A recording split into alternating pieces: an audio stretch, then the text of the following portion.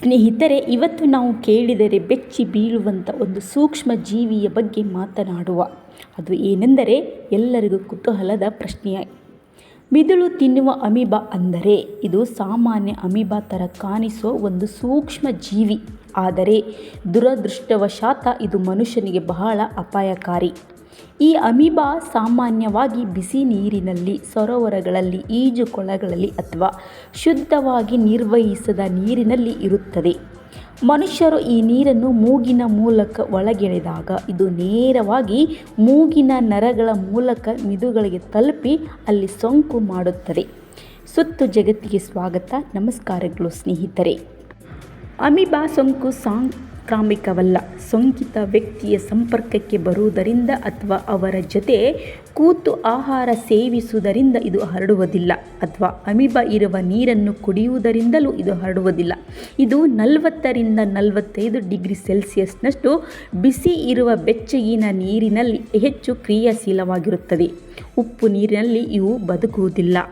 ಸ್ನೇಹಿತರೆ, ಇದು ಅಮೀಬಾ ಅನ್ನುವ ದೇಹವನ್ನು ಹೇಗೆ ಪ್ರವೇಶಿಸುತ್ತದೆ ಅಂದರೆ, ಕಲುಷಿತ ನೀರಿನಲ್ಲಿ ಸ್ನಾನ ಮಾಡುವಾಗ ಅಥವಾ ಕಲುಷಿತ ನೀರು ಸಂಗ್ರಹವಾದ ಕೆರೆ, ಕುಂಟೆಗಳಲ್ಲಿ, ಸರಿಯಾಗಿ ನಿರ್ವಹಣೆ ಇಲ್ಲದ ಈಜುಕೊಳಗಳಲ್ಲಿ ಈಜಾಡುವ ಸಂದರ್ಭದಲ್ಲಿ ಕಲುಷಿತ ನೀರಿನಲ್ಲಿರುವ ನೆಗ್ಲೇರಿಯಾ ಫೌಲೇರಿ ಬ್ಯಾಕ್ಟೀರಿಯಾ ಮಾನವನ ಮೂಗಿನ ಫೆಬ್ರೋಫಾಂಟ್ ಪ್ಲೇಟ್ ಎಂಬ ಮೂಗಿನ ಸಣ್ಣ ಬೋನ್ ಮೂಲಕ ದೇಹಕ್ಕೆ ಸೇರಿ ನೇರವಾಗಿ ಮಿದುಳಿನ ಜೀವಕೋಶಗಳಿಗೆ ಹಾನಿ ಮಾಡುತ್ತದೆ.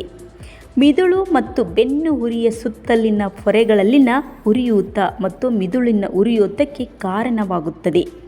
ಅಮೀಬಾ ಒಂದು ಸ್ವತಂತ್ರ ಏಕಕೋಶ ಜೀವಿಯಾಗಿದ್ದು ಇದಕ್ಕೆ ಪರಿಸರ ವ್ಯವಸ್ಥೆಯ ಅಗತ್ಯವಿಲ್ಲ. ಸ್ನೇಹಿತರೆ, ಅಮೀಬಾ ಕೇವಲ ಒಂದೇ ಒಂದು ಜೀವಕೋಶವನ್ನು ಹೊಂದಿರುವ ಆಕಾರವನ್ನು ನಿರಂತರವಾಗಿ ಬದಲಾಯಿಸಿಕೊಳ್ಳಬಲ್ಲ ಜೀವಿ ಇದು. ಸರೋವರ, ಕೊಳಗಳು ಮತ್ತು ನಿಧಾನವಾಗಿ ಚಲಿಸುವ ನದಿಗಳಂಥ ಜಲಮೂಲಗಳಲ್ಲಿ ವಾಸಿಸುತ್ತದೆ. ಸೂಕ್ಷ್ಮದರ್ಶಕದ ಮೂಲಕ ಮಾತ್ರ ಕಾಣುವ ಜೀವಿ ಇದು. ಮಿದುಳನ್ನು ಭಕ್ಷಿಸುವ ಅಮೀಬಾವು ಮಾನವ ದೇಹವನ್ನು ಪ್ರವೇಶಿಸಿದಾಗ ಇದು ಮಿದುಳಿನಲ್ಲಿ ಮಾರಣಾಂತಿಕ ಸೋಂಕು ಮತ್ತು ಉರಿಯೂತ ಸೃಷ್ಟಿಸುತ್ತದೆ. ಅಂತಿಮವಾಗಿ ಮಿದುಳಿನ ಅಂಗಾಂಶವನ್ನು ತಿನ್ನುತ್ತದೆ. ಈ ಹಂತದ ಅನಾರೋಗ್ಯಕ್ಕೆ ಅಮೀಬಿಕ್ ಮೆನಿಂಗೋಎನ್ಸೆಫಾಲಿಟಿಸ್ ಎನ್ನುತ್ತಾರೆ.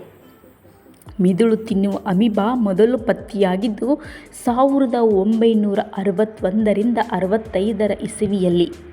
ಆಸ್ಟ್ರೇಲಿಯಾದ ಅಡಿಲೇಡ್ನಲ್ಲಿ 4 ಇದರ ಸೋಂಕಿನಿಂದ ಮೃತಪಟ್ಟವರು. ಸ್ನೇಹಿತರೆ, ಫೌಲರ್ ಮತ್ತು ಕಾರ್ಟರ್ ಎಂಬುವವರು ಈ ಸೋಂಕಿಗೆ ಕಾರಣವಾಗುವ ನೆಗ್ಲೇರಿಯಾ ಫೌಲೇರಿ ಅಮೀಬಾವನ್ನು ಪತ್ತೆ ಮಾಡಿದ್ದರು. 1966ರಲ್ಲಿ ಇದು ಅಮೆರಿಕಕ್ಕೂ ಕಾಲಿಟ್ಟಿತ್ತು. ಸ್ನೇಹಿತರೆ, 1962ರಿಂದ 2021ರವರೆಗೂ ಅಮೆರಿಕದಲ್ಲಿ ಅಮೀಬಾ ಸೋಂಕಿಗೆ ತುತ್ತಾದ 154 ಜನರಲ್ಲಿ ಬದುಕುಳಿದಿದ್ದು ಕೇವಲ 4ರಷ್ಟೇ.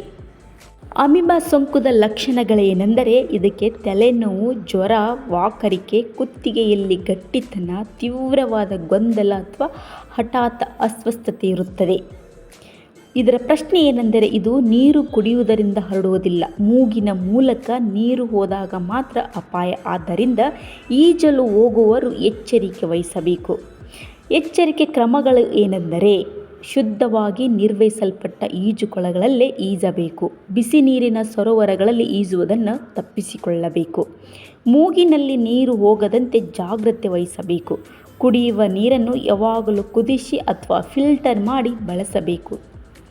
ಸ್ನೇಹಿತರೆ, ಅಮೀಬಾ ಅನ್ನೋ ಸೋಂಕು ಎಲ್ಲೆಡೆ ಕಂಡುಬರುತ್ತದೆ ಅಂದರೆ, ಇದು ಎಲ್ಲೆಡೆ ಕಂಡುಬರುವುದಿಲ್ಲ. ನೆಗ್ಲೇರಿಯಾ ಫೌಲೇರಿ ಪ್ರಾಥಮಿಕವಾಗಿ ಬೆಚ್ಚಗಿನ ನೀರಿನಿಂದ ಮೂಲಗಳಾದ ಸರೋವರಗಳು, ನದಿಗಳು, ಬಿಸಿ ನೀರಿನ ಬುಗ್ಗೆಗಳು ಮತ್ತು ಕೆಲವೊಮ್ಮೆ ಮಣ್ಣಿನಲ್ಲಿಯೂ ಕಂಡುಬರುತ್ತದೆ. 30 ಡಿಗ್ರಿ ಸೆಲ್ಸಿಯಸ್ಗಿಂತ ಹೆಚ್ಚಿನ ತಾಪಮಾನವಿರುವ ನೀರಿನಲ್ಲಿಯೂ ಬೆಳೆಯುತ್ತದೆ. ಅಮೆರಿಕ, ಆಸ್ಟ್ರೇಲಿಯಾ, ಪಾಕಿಸ್ತಾನ ಮತ್ತು ಭಾರತದಂಥ ಬೆಚ್ಚಗಿನ ಹವಾಮಾನಗಳಲ್ಲಿ ಈ ಅಮೀಬಾ ಬದುಕುಳಿಯುತ್ತದೆ. ಅದೇಗೆ ಎಂದರೆ, ಇದು ಹರಡಿಸುವ ಸೋಂಕು ಅಪರೂಪ. ಭಾರತದಲ್ಲಿ ಕೇವಲ ಕೆಲವು ಪ್ರಕರಣಗಳು ವರದಿಯಾಗಿಯೇ ಹೊರತು ವ್ಯಾಪಕವಾಗಿಲ್ಲ.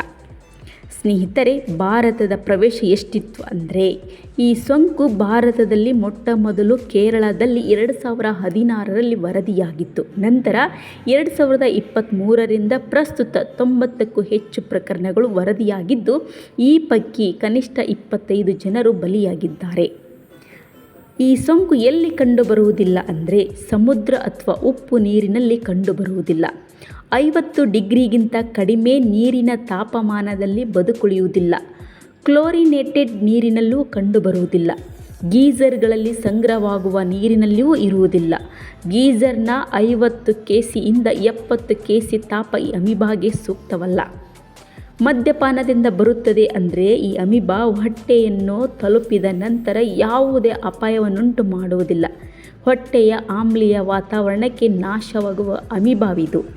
ಸ್ನೇಹಿತರೆ, ಅಮೀಬಾ ಸೋಂಕು ಯಾರಲ್ಲಿ ಹೆಚ್ಚು ಕಂಡುಬರುತ್ತದೆ ಅಂದರೆ ತಜ್ಞರ ಪ್ರಕಾರ ಈ ಸೋಂಕು ಹೆಚ್ಚಾಗಿ ಮಕ್ಕಳಲ್ಲಿ ಕಂಡುಬರುತ್ತದೆ. 4 ತಿಂಗಳ ಮಗುವಿನಿಂದ 3 ವರ್ಷದ ಮಗುವಿನಲ್ಲಿ ಸೋಂಕಿನ ಲಕ್ಷಣಗಳು ಕಂಡುಬರುತ್ತವೆ. ಗಂಡು ಹೆಣ್ಣಿನ ಅನುಪಾತವನ್ನು ಪರಿಗಣಿಸುವುದಾದರೆ 2:1 ಕಂಡುಬಂದಿದೆ.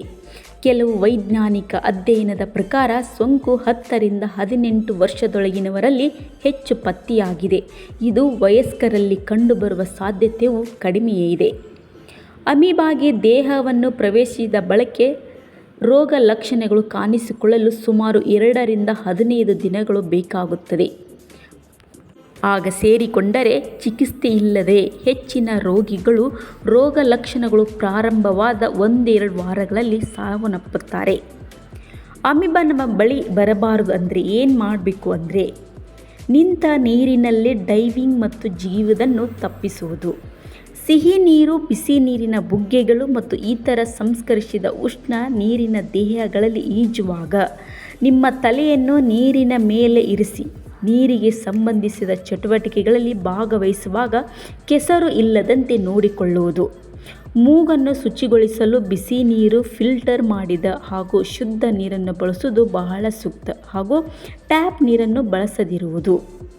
ಈಜುಕೊಳವನ್ನು, ನೀರಿನ ತೊಟ್ಟಿಯನ್ನು ಪ್ರತಿದಿನ ಖಾಲಿ ಮಾಡುವುದು.